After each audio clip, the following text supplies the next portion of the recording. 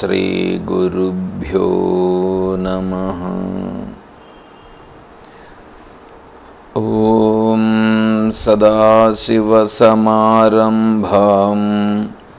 శంకరాచార్యమధ్యమాం అసంగానందపర్యంతాం వందే గురుపరంపరాం. ఓం నారాయణసమారంభాం శంకరాచార్యమధ్యమాం తత్వవిదానందపర్యంతాం వందే గురుపరంపరాం. ఓం శ్రీ గురుభ్యో నమః.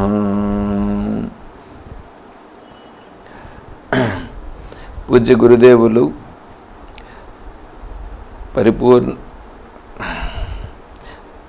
పూజ్య తత్వవిదానంద సరస్వతి స్వాముల వారి దివ్య చరణారవిందములకు ప్రణమిల్లుతూ పరిపూర్ణ పరబ్రహ్మస్వరూపులకు ప్రియాత్మ బంధువులారా, ఓం.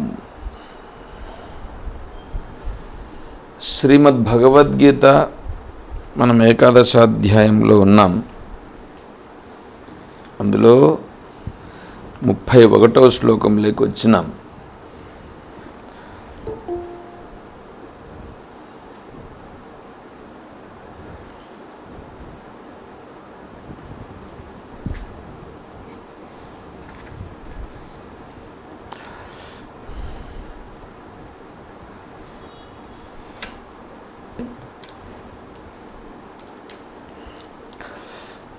ఒకటవ శ్లోకం.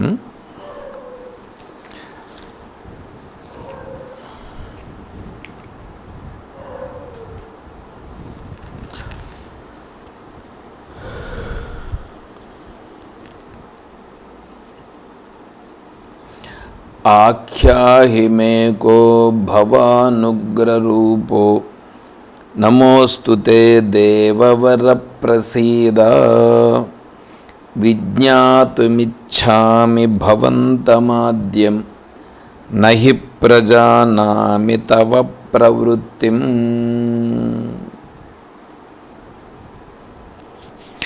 అర్జునుడు విశ్వరూపాన్ని చూచి కోరల చేత భయంకరంగా ఉన్నటువంటి ఆ రూపాన్ని చూచి ఆ నోటిలో ఈ యుద్ధంలో ఉన్నటువంటి వాళ్ళను, అంతేకాకుండా ఆ యుద్ధ వీరులను వీళ్ళందరినీ కూడా లోపలికి మింగేస్తూ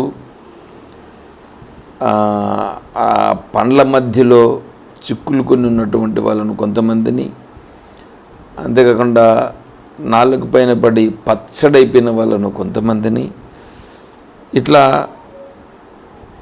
చాలా భయంకరంగా ఉన్నటువంటి రూపాన్ని చూచి చుట్టూ తేజోవంతమైనటువంటి ప్రకాశవంతమైనటువంటి అగ్నిజ్వాలలు లాగా మండుపడుతూ ఉన్నట్లుగా ఉన్నటువంటి ఆ రూపాన్ని చూచి ఒకంత మనస్సులో కలవరపడుతూ అంటున్నాడు. ఆఖ్యాహి మే కో భవానుగ్రరూపో నమోస్తుతే దేవవర ప్రసీద. ఆఖ్యాహి, ఆఖ్య అంటే మామూలుగా దాని గురించి ఏదో ఒక సంజ్ఞ చేత తెలియజేయడం, ఒక సంజ్ఞ చేత తెలియజేయడం. సంజ్ఞ అంటే ఏదో ఒక గుర్తుతో. ఇప్పుడు నువ్వు ఇంత భయంకరంగా ప్రకటమవుతా ఉంది కదా, ఈ భయంకరంగా ప్రకటమవుతూ ఉండేది ఏమి ఈ భయంకరమైనటువంటి రూపం? భవానుగ్ర రూపో నమోస్తుతే దేవవర ప్రసీద. హే పరమేశ్వర, నీకు నమస్కారములు. విజ్ఞాతుమిచ్చామి భవంతమాద్యం. విజ్ఞాతుం ఇచ్చామి, నేను విన్నవించుకుంటున్నాను.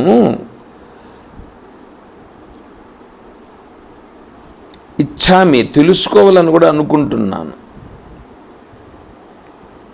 ఏమంటే చూడండి, నా కొరకు చెప్పుము, క్రూరమైన ఆకారము గల నీవు ఎవరు? నీ కొరకు నమస్కారమగుగాక. ఓ దేవవరా, అంటే దేవతలలో ప్రముఖుడైన వాడా, క్రౌర్యమును విడిచి ప్రసన్నుడువు కమ్ము.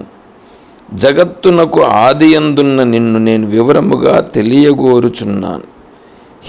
ఎలయనగా నీ చేష్టను నీవు చేయగోరిన దానిని తెలియకున్నాను. విజ్ఞాతుం ఇచ్చామి భవంతమాద్యం, నహి ప్రజానామి తవ ప్రవృత్తిం.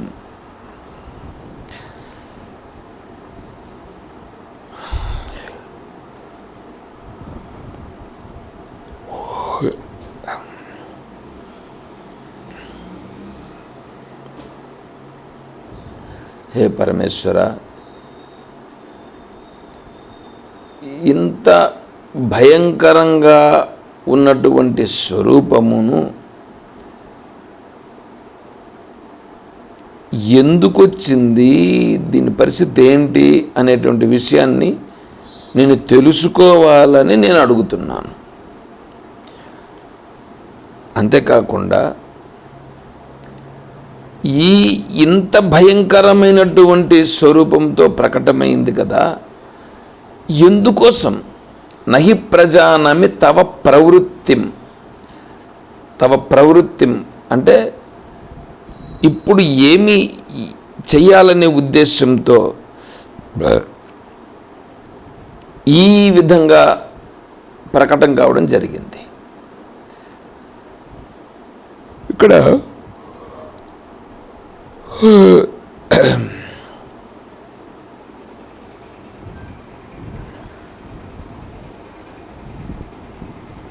అర్జునుని యొక్క మనస్సు కొద్దిగా దాన్ని ఏమంటున్నారు, ఉద్విగ్నం అవుతూ ఉంది. అంటే ఆ ఉగ్ర రూపమును చూచి ఇంతకుముందే చెప్పినాడు, భయేనత ప్రవ్యధితం మనోమే.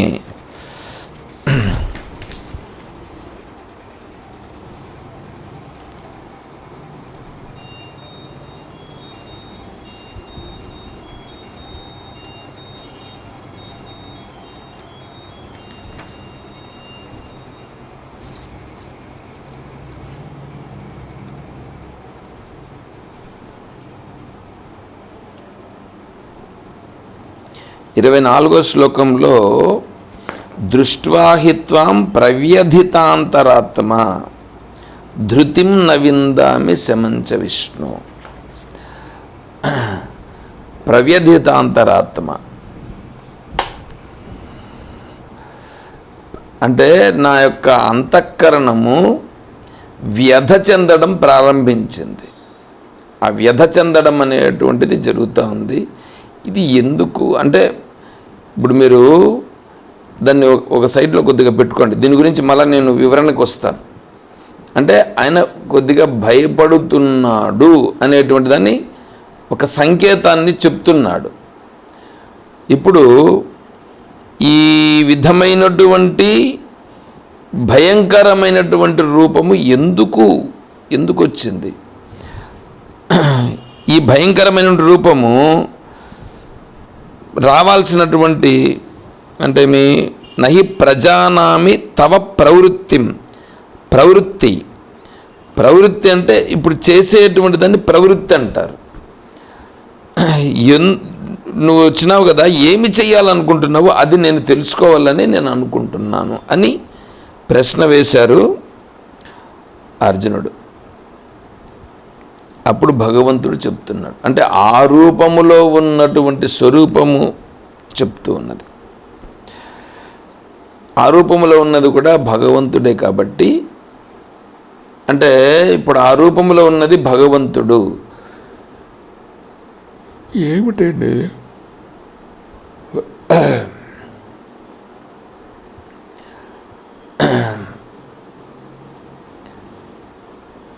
భగవానుడన్నప్పుడు ఇక్కడ రెండు విషయాలను మనం గుర్తులో పెట్టుకోవాలి.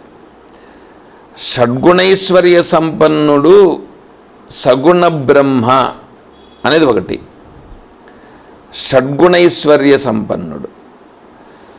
నిర్గుణ బ్రహ్మ ఒకటి, సగుణ బ్రహ్మ ఒకటి, నిర్గుణ బ్రహ్మ ఒకటి.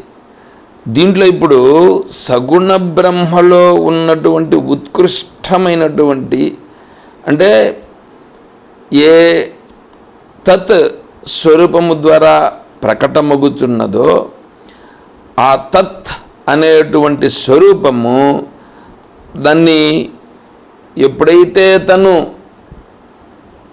తెలుసుకుంటున్నాడో, ఇది తెలుసుకుంటూ ఉండే లోపల ఈ విధమైనటువంటి ఇంత సృష్టిని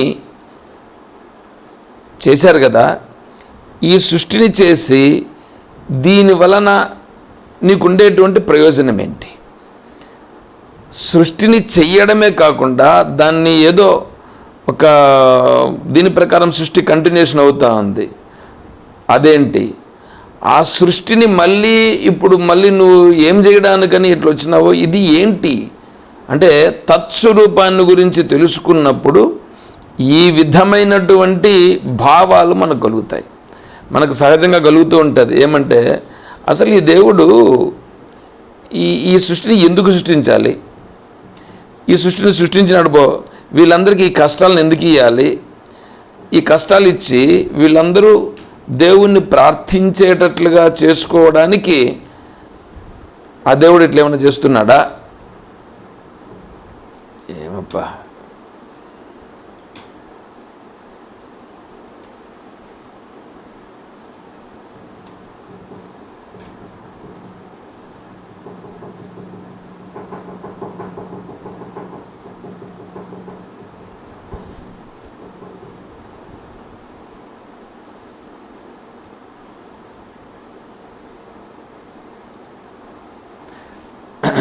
ఈ దేవుడు ఎందుకు ఇట్లా చేస్తున్నాడు అనేటువంటిది మనకు సహజంగా వస్తూ ఉంటుందండి ప్రశ్న.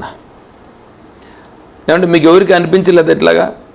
అసలు దేవుడు ఎందుకు ఈ సృష్టిని అంతా ఇలా సృష్టించినాడు? సృష్టించిన తర్వాత దీన్నంతా ఎందుకు ఇట్లా చేస్తున్నాడు? ఆయనకి ఏమన్నా పని ఉందా? దీనివల్ల ఏం ప్రయోజనము అని ఎప్పుడైనా అనిపించిందా? మీకు ఎప్పుడైనా ఒకసారి అనిపించిందా? సేమ్ ఇప్పుడు మీరు అడిగేసినారు కాబట్టి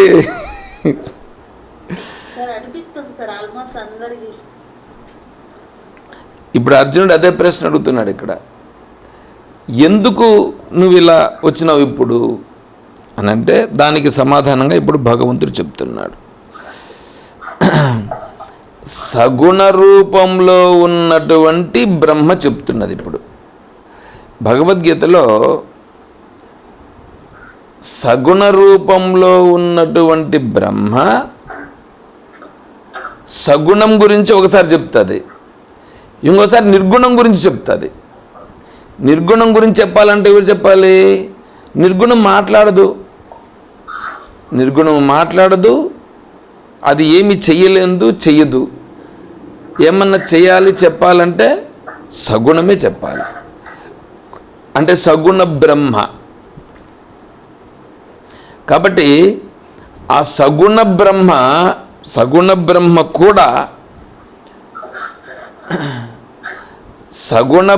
కూడా గుణములతో కూడి ఉంది కాబట్టి అది కూడా మాట్లాడదు.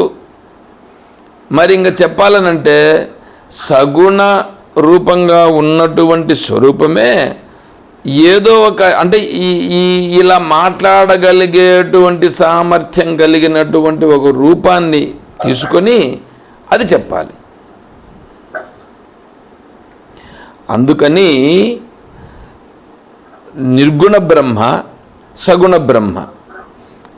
నిర్గుణ బ్రహ్మ అసలు ఏమనే మాత్రం గుణాలతో సంబంధం లేదు, అదొకటి. ఈ సగుణ బ్రహ్మ ఉందే, సగుణ బ్రహ్మ ఈ సర్వము నిండి నిబిడీకృతమై ఈశ్వరునిగా ఉన్నది, అది రెండు. ఇప్పుడు అది మాట్లాడుతుందా ఇది మాట్లాడుతుందా అంటే ఈ నిర్గుణ బ్రహ్మ మాట్లాడదు, ఈ సగుణ బ్రహ్మ అన్ని వ్యవహారాలు చేస్తూ ఉంటుంది. అన్నింటికీ అదే మూల కారణం, అన్నింటికీ అదే మూల కారణం.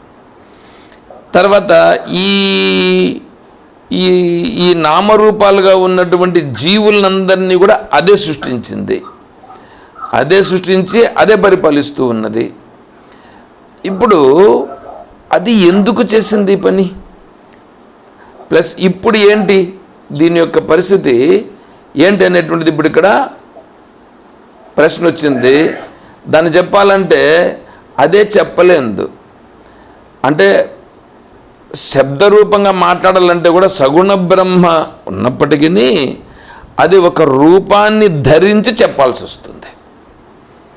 అందుకని సగుణ సాకారం అని అంటారు దాన్ని. అంటే ఒక ఆకార రూపంగా ఉండేటువంటి స్వరూపంలో అది ప్రకటిస్తుంది. అందుకని ఈ ద్వైతులు, విశిష్టాద్వైతులు అనేటువంటి వాళ్ళు ఈ రెండింటినే పట్టుకుంటారు. ఏ రెండింటిని? సగుణ సాకారమును, సగుణ బ్రహ్మని. నిర్గుణ బ్రహ్మను గురించి కూడా వాళ్ళకి తెలుసు, మాకు నిర్గుణ బ్రహ్మతో అవసరమే లేదు అని వీళ్ళు అంటారు. అద్వైత వేదాంతులు ఈ సగుణ సాకారం రావాలన్నా, సగుణ బ్రహ్మ రావాలన్నా వెనకాలన్నటువంటి ఆ నిర్గుణ బ్రహ్మ అధిష్టానము చేతనే ఇవి రెండు కూడా నిలబడి ఉన్నాయి. కాబట్టి ఇవి రెండు మధ్యలో జరుగుతున్నటువంటివే కానీ ఇవి రెండు సత్యమైనవి కాదు. సత్యమైనది నిర్గుణ బ్రహ్మ మాత్రమే. అయితే ఇదంతా ఎందుకు జరుగుతుంది, ఎలా జరుగుతుంది అనేటువంటి దాన్ని మళ్ళీ మనం కొద్దిగా వెనక్కిపోయి విచారిస్తే వస్తుంది. అది దానికి సంబంధించినటువంటి విచారణ ఇంకా మొదలవుతుంది. అది ఆ మొదలయ్యేదానికి ఇక్కడ ప్రశ్న వేశారు. ఈ ద్వైతులు ఇంతవరకే తీసుకుంటారు. ఇంతవరకే తీసుకొని మాకు నిర్గుణ బ్రహ్మతో అవసరము లేదు అని వాళ్ళు ఏం చేస్తారంటే నిర్గుణ బ్రహ్మను వరగబెట్టేస్తారు. ఎవరు? ద్వైతులు, విశిష్టాద్వైతులు. మరి అద్వైతులు అప్పుడు ద్వైతులకు విశిష్టాద్వైతులకు ఏమైనా అద్వైతులు వ్యతిరేకమా అని అంటే అద్వైతులు దేనికి వ్యతిరేకం కాదు. అట్లాగని దేనితోనూ ఏకీభవించరు. ఎందుకంటే వాళ్ళు చెప్పేటువంటి దానిలో ఉండేటువంటి మంచిని గ్రహిస్తారు, వాళ్ళలో ఉండే లోపములను చూపించి అక్కడి నుంచి ఇంకొద్దిగా ముందుకెళ్తారు. అంటే వాళ్ళలో ఉండే మంచిని అక్కడ పట్టుకుంటూ, అంటే మంచిని అంటే మనం ఒక రోడ్లో పోతున్నామండి, రోడ్లో పోయేటప్పుడు లిఫ్ట్ ఒకడొకడే ఇస్తున్నాడు అని అనుకోండి. ఆ లిఫ్ట్ ఇచ్చేటువంటి వాడిని తీసుకుని వాడు ఎట్లా పోతున్నాడు? మనం పోయే మార్గంలో 1 కిలోమీటర్ దూరం వరకు వెళ్తున్నాడు, అక్కడ వాడు వేరే డైరెక్షన్ మారుతున్నాడు. అప్పుడు మనం ఏం చేస్తాము? ఆ కిలోమీటర్ వరకు వాడిని బండిలో ఎక్కి అంత దూరం పోతాం. ఆ తర్వాత వాడిని బండి దిగేస్తాం, నువ్వు పో, నాకు అవసరం లేదు. అక్కడ ఇంకొకటి వస్తాడు, వాడు ఇంకొక 2 కిలోమీటర్లు పోతాడు, వాడి బండిలో ఎక్కుతాం. వానితో పాటుగా వెళ్ళి 2 కిలోమీటర్ల తర్వాత వాడు వేరే డైరెక్షన్ పోతున్నాడు, కాబట్టి మళ్ళీ నైనా నువ్వు ఇట్లా పోతున్నావు, మాకొద్దు అని అక్కడ దిగేసి ముందుకెళ్తాం. ఇట్లా ఈ సిద్ధాంతాలన్నీ ఏవైతే ఉన్నాయో వీళ్ళందరూ కూడా 1 కిలోమీటరు, అర్ధ కిలోమీటరు, 2 కిలోమీటర్లు, 5 కిలోమీటర్లు ఇట్లా కొద్ది కొద్దిగా ముందుకెళ్తున్నారు. అందుకని ఈ అద్వైత వేదాంతులు ఏం చేస్తారంటే వాళ్ళల్లో ఉన్నటువంటి తత్వం అనేటువంటిది ఏ సక్రమమైనటువంటి మార్గంలో పోతున్నారో దానినంతా సమర్థిస్తారు, దానిని అంగీకరిస్తారు. వాళ్ళు ఎక్కడైతే డైరెక్షన్ మారిపోతున్నారో దాన్ని చూపించి నువ్వు వెళుతున్నటువంటి మార్గంలో ఇది నీవు మార్గము తప్పినావిక్కడ అని చూపించి తర్వాత ఇంకొక మార్గాన్ని అనుసరిస్తారు. ఇంకొక మార్గంలో వీళ్ళు స్వతహాగా పదామనుకుంటే ఆల్రెడీ వేరే వాళ్ళు వచ్చిన్నారు ఆ మార్గంలో. అందువల్ల వాళ్ళను స్వీకరించి వాళ్ళు చెప్పినటువంటి మార్గంలో వస్తారు కొద్దిగా. అంటే వాళ్ళు చెప్పిన మార్గంలో కూడా కొద్ది దూరం వచ్చి నువ్వు చెప్పింది ఇంతవరకు బాగుంది, మళ్ళీ నీ డైరెక్షన్ ఇక్కడ తప్పిందని వాళ్ళని విడిచిపెట్టి ఇట్లా ముందుకు వస్తారు. అట్లా లాస్ట్కి వచ్చేటప్పటికి ఎవరు అంటే సాంఖ్యులు బౌద్ధులు మిగులుతారు. సాంఖ్యులు బౌద్ధులు వీళ్ళిద్దరూ. ఈ సాంఖ్యులు బౌద్ధులు అనేటువంటి వాళ్ళు కూడా అటుకి లాస్ట్కి వచ్చేటప్పటికి వాళ్ళు చెప్పినటువంటి విధానాలన్నింటినీ కొద్దిగా ముందుకు పట్టుకొని ముందుకు వెళ్ళి దాని నీ దాంట్లో ఈ దోషం ఉంది కాబట్టి నిన్ను విడిచిపెడుతున్నాను. తర్వాత బౌద్ధులు చెప్పిన దాంట్లో నువ్వు చెప్పిన దాంట్లో ఈ దోషం ఉంది, నువ్వు చెప్పిన దాంట్లో ఇంతవరకు బాగుంది కాబట్టి ఇంతవరకు తీసుకున్నామని చెప్పి వాళ్ళని విడిచిపెడతారు. తర్వాత ఉన్నటువంటి ఫైనల్ స్టేజ్ ఏదుందో అక్కడ మాత్రము అక్కడ వచ్చి నిలబడతారు వీళ్ళు. ఎవరు? అద్వైత వేదాంతులు. అంటే వీళ్ళందరిలో ఉన్నటువంటి వాటన్నింటిని చూసుకుంటూ ముందుకు వచ్చేస్తారు.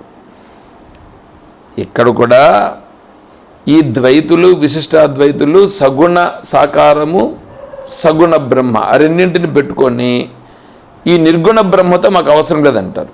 బాగానే ఉంది. ఈ సగుణ బ్రహ్మ నిర్గుణ బ్రహ్మ రావాలంటే ఎక్కడి నుంచి వచ్చినాయి?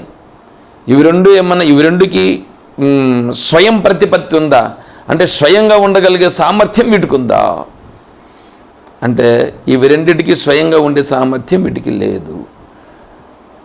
అందుకనే మేమేం చేస్తామంటే దేనికి మేము వ్యతిరేకం కాదు, అట్లాగని దీనిలోనే మేము ఏకీభవిస్తామని లేదు. ఎందుకంటే ఉన్నటువంటి తత్వమేదో అది సత్యం, ఉన్న సత్యమేదో ఆ సత్యాన్ని పట్టుకోవాలి. కానీ ఈడ నీకు కనిపిస్తున్నటువంటి బయట కనిపిస్తున్నటువంటి దాన్ని పట్టుకునే దానివల్ల ప్రయోజనము లేదు. ఇప్పుడు ఏదైనా ఒక జబ్బు ఉందినంటే జబ్బుకు పైన ట్రీట్మెంట్ ఇస్తే ప్రయోజనం ఏంటి? దానికి మూలం కనుక్కోవాలి, ఆ మూలానికి చికిత్స చేస్తే మూలంతో సహా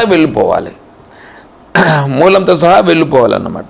ఆ మూలానికి చికిత్స చేస్తే పూర్తిగా వెళ్ళిపోతుంది. మనకు దానికి చాలా బెస్ట్ ఎగ్జాంపుల్ ఏంటంటే, నాకు తెలిసినటువంటి ఎగ్జాంపుల్ ఏంటంటే, ఫోన్లో మనము ఏదో ఒకటి ఇన్స్టాల్ చేస్తాం. ప్లేస్టోర్లోకి పోయి ఒకదాన్ని ప్లేస్టోర్లో ఏదో ఒకటి ఇన్స్టలేషన్ చేసుకుంటాం. సపోజ్ ఉదాహరణకి నెట్ఫ్లిక్స్ డౌన్లోడ్ చేసుకున్నాం, నెట్ఫ్లిక్స్ దాన్ని ప్లేస్టోర్లో నుంచి ఇన్స్టాల్ చేసుకున్నామని అనుకోండి.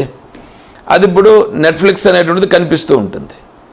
ఇప్పుడు మనం ఏం చేస్తామంటే పైన బోర్డులో ఆ నెట్ఫ్లిక్స్ పైన క్లిక్ చేస్తే దాంట్లో డిలీట్ ఆప్షన్ చూపిస్తుంది.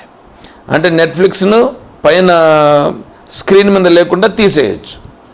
స్క్రీన్ మీద నుంచి లేకుండా తీసేసి మనకు కనిపించకుండా తీసేయచ్చు, కానీ ఇన్స్టాల్ అయినటువంటి దాన్ని తీసేయగలుగుతామా అంటే అట్లా తీసేసేదానికి కాదు. ఎందుకంటే మళ్ళీ ఇంకొకసారి నువ్వు నెట్ఫ్లిక్స్ అనేటువంటి దానికి వచ్చిందంటే ఆటోమేటిక్గా దానికి సంబంధించినటువంటి నోటిఫికేషన్స్ అవన్నీ కూడా మనకు చూపిస్తూ ఉంటుంది. అది నీకు పైన అట్లా కాకుండా ఇప్పుడు నెట్ఫ్లిక్స్ అనేటువంటి దాన్ని ఓపెన్ చేసి ప్లేస్టోర్లోకి వెళ్ళి నెట్ఫ్లిక్స్ అనేటువంటిది ఓపెన్ చేస్తే ఇప్పుడు అది 2 అడుగుతుంది. ఏమిటి? అప్డేట్, అన్ఇన్స్టాల్ 2 అడుగుతుంది. ఇప్పుడు నువ్వు అన్ఇన్స్టాల్ కొట్టావని అనుకోండి, అన్ఇన్స్టాల్ కొడితే ఏమైపోతుంది? అది అక్కడ అన్ఇన్స్టాల్ చూపిస్తుంది. ఇప్పుడు నువ్వు వెనక్కి వస్తే ఇంతవరకు స్క్రీన్ పైన ఉన్నటువంటి నెట్ఫ్లిక్స్ ఐకాన్ దానికి సంబంధించినంత ఉన్నాయి చూడండి, అవి ఇప్పుడు అసలు కనిపించవు. ఇప్పుడు ఎడవినాయి, నువ్వు తీయలేదు దాన్ని. ఇంతకుముందు నువ్వేం చేసావు? పైన ఉండేటువంటి దాన్ని తీసావు. పైన ఉండేటువంటి దాన్ని తీస్తే అది డిలీట్ చేస్తే డిలీట్ అయిపోయింది పైన, కానీ మళ్ళీ నీకు నోటిఫికేషన్స్ అన్నీ వచ్చినాయి. కానీ ఇప్పుడేం చేసావు? నువ్వు పైన ఉండేదాన్ని స్క్రీన్ పైన ఉండేదాన్ని తీయలేదు, నేరుగా ప్లేస్టోర్లోకి పోయి అన్ఇన్స్టాల్ చేసావు.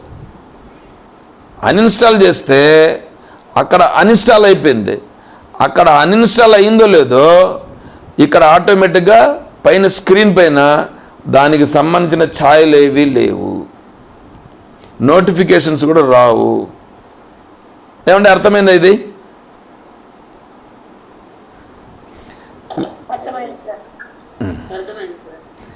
ఇది అర్థమైంటే వేదాంతం అంత అర్థమైపోయినట్లే లెక్క. ఏమంటే మనకు ఈ సగుణ సాకారము, సగుణ బ్రహ్మ, ఇవి రెండు ఉన్నాయి చూడండి. ఇవి రెండు వచ్చిండేటువంటివి ఆ నెట్ఫ్లిక్స్ లాగా అని అనుకోండి. నెట్ఫ్లిక్స్ ఐకాన్స్ ఉన్నాయి చూడండి. ఆ ఐకాన్స్ లాగా ఈ సగుణ బ్రహ్మ, ఈ జగత్ అంటే సగుణ బ్రహ్మ అంటే ఈ జగత్తులో ఉండేటువంటి ఈ సకల జీవులు వీళ్ళందరూ కనిపిస్తున్నారు. ఇవి నువ్వు ఇన్స్టాల్ చేస్తే వచ్చిండేటివి, ఇవి ఇన్స్టాల్ చేయకుండా రాలా. ఇవి నీ ఫోన్లో ఆల్రెడీ ఇన్స్టాల్తో కొన్ని వచ్చి ఉంటాయి.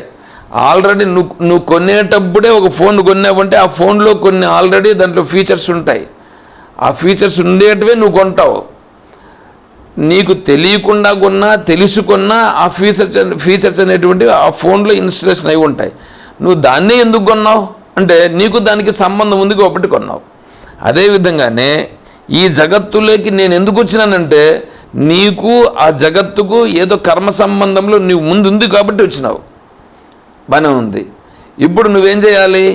ఈ కర్మ సంబంధం ఎక్కడి నుంచి వచ్చింది, ఎలా వచ్చింది అనేటువంటి దాన్ని నువ్వు ఎంత ఎంత ఎంత లోతుగా వెళ్ళి నువ్వు పరిశీలన చేసినా నీకు దాని యొక్క అంతు అనేది తెలియదు. దాని అంతు తెలియాలంటే నువ్వు ఇట్లా పట్టుకొని కర్మ ఎక్కడి నుంచి వచ్చింది, ఎలా వచ్చింది, ఈ జగత్ ఎట్లా వచ్చింది, ఎట్లా ఏర్పడింది అనే దాని దగ్గరికి పోతే నీకు దాని యొక్క అంతు తెలియదు. దాని అంతు తెలియాలంటే రివర్స్లో రాయనికి, రివర్స్లో వచ్చి ప్లేస్టోర్లోకి వెళ్ళి దాన్ని అన్ఇన్స్టాల్ చేసావు చూడండి. అన్ఇన్స్టాల్ చేసినట్లుగా నువ్వు ఆత్మస్వరూపం దగ్గరకు వచ్చేసి ఆ ఆత్మతత్వాన్ని పట్టుకున్నావు అని అనుకోండి. అప్పుడేమవుతావంటే నువ్వు ఆత్మస్థితిలో నిలుస్తావు. ఆత్మస్థితిలో ఎప్పుడైతే నిలుస్తావో అప్పుడు ఇవన్నీ ఏమవుతాయంటే అన్ఇన్స్టాల్ అయిపోతాయి. ఇవన్నీ మొత్తం అస్సలు నీకు అన్నీ వెళ్ళిపోతాయి. అప్పుడు నీకు చాలా స్పష్టంగా ఈ జగత్ అనేటువంటిది ఎందుకు వచ్చింది, ఎలా వచ్చింది, దీని పరిస్థితులు ఏంటి అనేది అప్పుడు నీకు చాలా బాగా స్పష్టమవుతుంది. అయితే నువ్వు అక్కడ అన్ఇన్స్టాల్ దగ్గరికి వెళ్ళేదానికి ప్లేస్టోర్ దగ్గరికి వెళ్ళి నువ్వు అక్కడికి వెళ్ళాల్సి ఉంటుంది. ఇక్కడ పరిస్థితి ఏంటంటే నువ్వు ఆత్మతత్వం దగ్గరికి పోవాలనంటే త్రూ ఈ సగుణ బ్రహ్మ నుంచినే పోవాలి. త్రూ సగుణ బ్రహ్మ ఉంది కదా, ఈ సగుణ బ్రహ్మ నుంచినే నువ్వు వెళ్ళాల్సి వస్తుంది. ఆత్మతత్వాన్ని దగ్గరికి పోవాలంటే నువ్వు ప్లేస్టోర్లోకి వెళ్ళాలంటే నువ్వు డైరెక్ట్గా ఇక్కడ ప్లేస్టోర్లోకి నువ్వే వెళ్ళిపోతావు. నీకు అది ఒక్కోసారి నీకు తెలియకుండా ఉంటుంది. తెలియకుండా ఉన్నప్పుడు వేరే వాళ్ళు నీకు చెప్పిస్తే నీకు ఆటోమేటిక్గా తెలిసిపోతుంది. ఇది మనకు ఆల్రెడీ తెలిసిపోయి ఉన్నటువంటి అంశాలు కాబట్టి అది పెద్ద అంశం అని అనిపించదు మనకి. కానీ కొంతమందికి తెలియకుండా ఉంటుంది. అంతెందుకు, ఇప్పుడు మనకు వచ్చేటువంటి వాళ్ళకి కొంతమందికి గూగుల్ మీట్ ఇన్స్టాలేషన్ చేసుకునేది వాళ్ళకి తెలియకుండా ఉంటుంది. వాళ్ళకి చెప్తూ కూడా ఉంటాం ఒక్కోసారి. అంటే గూగుల్ మీట్ ఇన్స్టాల్ ఎట్లా చేసుకోవాలో, ప్లేస్టోర్లోకి వెళ్ళాలి, ఎట్లా డౌన్ చేసుకోవాలి, ఇదన్నీ చెప్తూ ఉంటాం. ఆ విధంగా ఇక్కడ కూడా నువ్వు డైరెక్ట్గా సగుణ బ్రహ్మ అనుగ్రహముతోనే, అంటే సగుణ బ్రహ్మ నీకు డైరెక్ట్ చేస్తుంది. ఎక్కడికి? ఆత్మతత్వం దగ్గరికి వెళ్ళేదానికి సగుణ బ్రహ్మ పర్మిషన్తో నువ్వు వెళ్ళాల్సి ఉంటుంది. అంటే సగుణ బ్రహ్మ పర్మిషన్ అంటే సగుణ బ్రహ్మ పర్మిషన్ ఇచ్చి నేను పంపిస్తుంది అనేది అట్లా కాదు. అక్కడ నువ్వు సగుణ బ్రహ్మను తెలుసుకుంటేనే నిర్గుణ బ్రహ్మను తెలుసుకునేదానికి సగుణ బ్రహ్మ నుంచి నువ్వు వెళ్తావు. మామూలుగా ఏంటంటే ఈ సృష్టి అనేటువంటిది ఒకటి మనకు కనిపిస్తూ ఉందిగా. ఈ కనిపిస్తూ ఉండేటువంటి ఈ సృష్టి ఏదైతే ఉన్నదో ఈ సృష్టిలో మనము కూడా ఒక జీవుడు అని ఉన్నాం. మనం ఈ సృష్టిలో నేను కూడా ఒక జీవుడిని కదా మనం ఉన్నాం. అందువలన నేను కూడా ఒక జీవుడిని, ఇన్ని జీవులు ఉన్నాయి, ఈ జీవులనంతా నడిపించేటువంటి వాడు ఒకడు ఉన్నాడు అనేటువంటిది ఎప్పుడైతే ఉన్నదో ఆయన ఈ సకల సృష్టిని నడిపిస్తున్నాడు కాబట్టి ఆయనను గురించి నువ్వు మూలము తెలుసుకుంటే ఆయన ఇప్పుడేమవుతాడంటే ఆయన రిమోట్ నీ దగ్గర ఉన్నట్లు వస్తుంది. అంటే ఆయన మూలం, ఎవరి మూలము? ఈ సృష్టిని అంతా నడిపిస్తున్నటువంటి ఏ స్వరూపం ఉన్నదో ఆ స్వరూపానికి సంబంధించిన మూలాన్ని నువ్వు ఎప్పుడైతే